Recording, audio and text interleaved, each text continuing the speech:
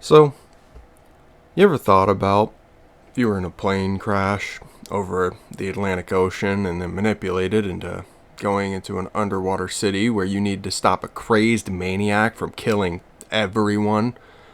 What would be your weapon of choice? Pipe wrench? Shotgun? Literal lightning, maybe?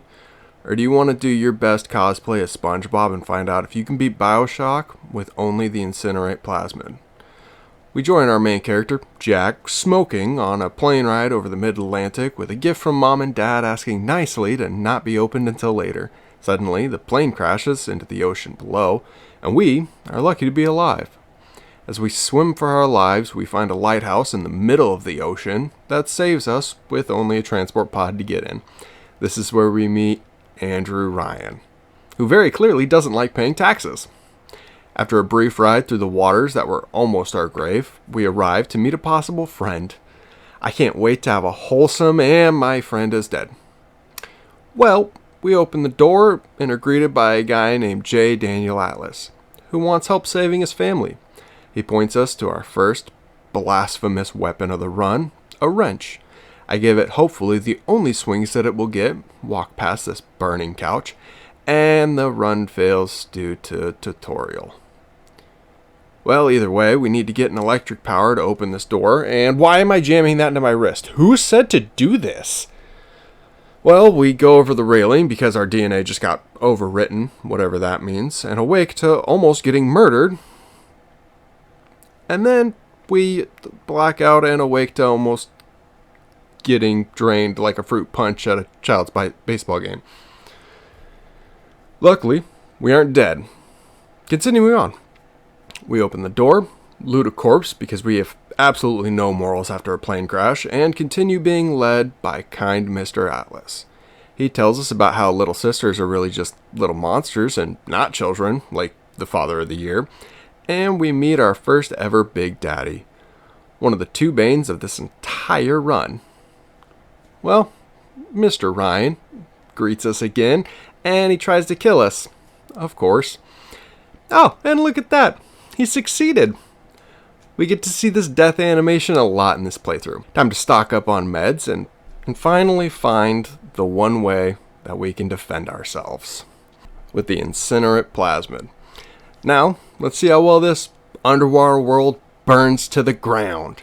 Oh god, I'm on fire. Well, let's not do that anymore. I melt some ice, blocking my way, and get the last plasmid of the entire run that we'll pick up. Telekinesis.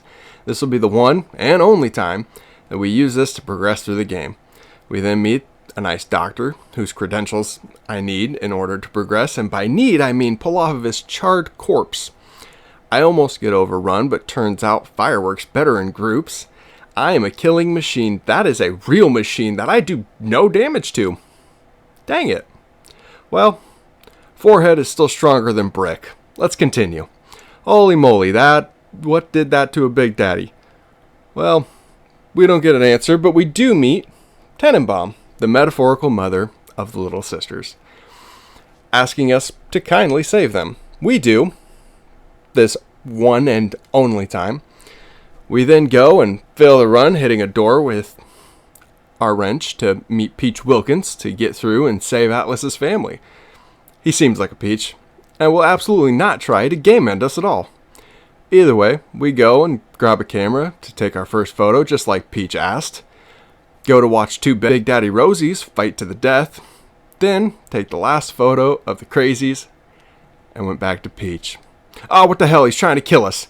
And I can't burn his house to the ground, because we're in a freezer. He's the worst. Well, after a lot, and I mean a lot of Lion King on ice action, Peach Wilkins goes to rot in the freezer. I meet some ghosts that are not fond of Fontaine, and finally, get to saving Atlas's family. Wait, that's an ambush. They're gonna get killed. I gotta get them out of here. Almost there, I could save them, and they're dead. Well, let's go get some revenge. I dodge a Big Daddy by having a smoke, and good old Andy Ryan here tries to kill me by offing absolutely everyone, and trying to bore me to death with a monologue. We meet Julie Langford, who should be able to clear the gas, and does this by sending us to get a flower. We get it, and And I show that if it can't burn, well, then I'm not stopping for it. But it can definitely send me to the spawn. I give Julie the flower, and she gives us a code with her dying breath. I get the ingredients to build the stuff to stop the gas, and boom, boom, and boom. Let's send it out. Believe it or not, that took way longer than you'd actually think to collect that stuff. We have to lock up the lab so the splicers can't get in, and they're in. What the heck? Well, after we defend this place using matches, we get to finally neutralize the gas. And just like that, it's done. Now it's finally time to go kill Ryan, because he tried to kill us twice. We instead get to meet this pretentious weirdo named Sander Cohen. He's friends with Ryan, so he gets a death certificate as well. I went to meet him by pushing the damn button that took me 5 minutes to find. Who put this here?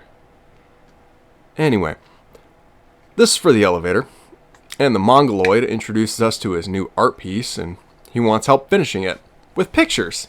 So we kill one guy, then the second, and this loser gets angry because our silent protagonist was apparently just too judgy about his magnum opus.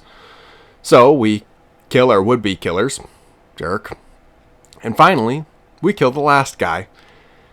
And as soon as I meet Cohen, I give him a burning sensation for the rest of his life, because he had his chance to monologue about himself and I wouldn't give it to him. So finally, we're going to go and do the same exact thing to Andrew Ryan. To get to him, we have to build a bomb by finding 1, 2, 3 things. Then we finally meet the number 1 monologuer of 2007. Yeah, if you're 30, check your heart. It's okay, it's still beating. We're informed that a man chooses and a slave obeys, which proves that we still have to obey even though we don't want to be a slave.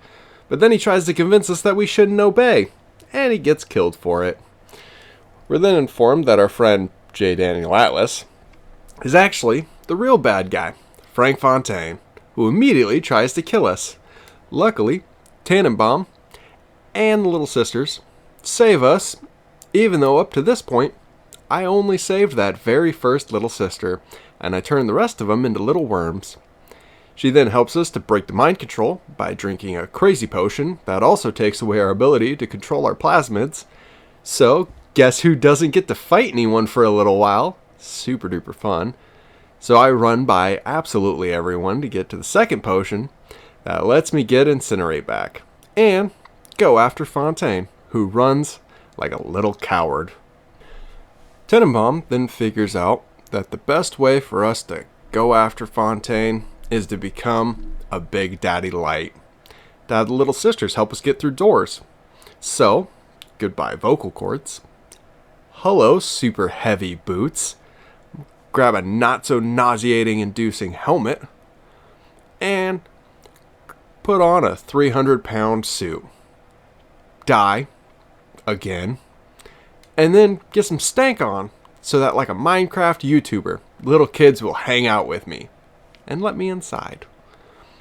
Fontaine then proceeds to make fun of us for trying to help him save his family, followed by him lamenting about how we were like a son to him. So like any good son, I rip out the thing that is connected to his DNA. The fight was rough because the first phase I went into having 9 med kits and hypovials and getting down to 4 and 3 respectively. I don't know if we're going to have enough supplies to make it through this fight, but I'm still a good son, so I continue destroying my dad's DNA. He, of course, then tries to cosplay as Frozone, kind of risky, and calls in security bots, so I win this phase by breaking dad's toys and turning the thermostat up. He gets really mad at me for tearing his DNA apart again, and decides to try and become Jamie Foxx and Spider-Man. Again. Little risky. But I use the last of my supplies. Fire, turns out, beats lightning, and I destroy his DNA for the last time. Oh, look at that, and he hits me. A father's love. Luckily, every bad guy monologues for way too long and way too hard, so, exactly like Syndrome in The Incredibles, gets ended by kids. And with that, we can confidently say that no, you can't beat BioShock using only Incinerate because of frickin' tutorials. Well, if you like what you saw, please like, comment, and subscribe so you don't miss the next time that I upload. Thank you so much for hanging out, and I hope you have a wonderful day.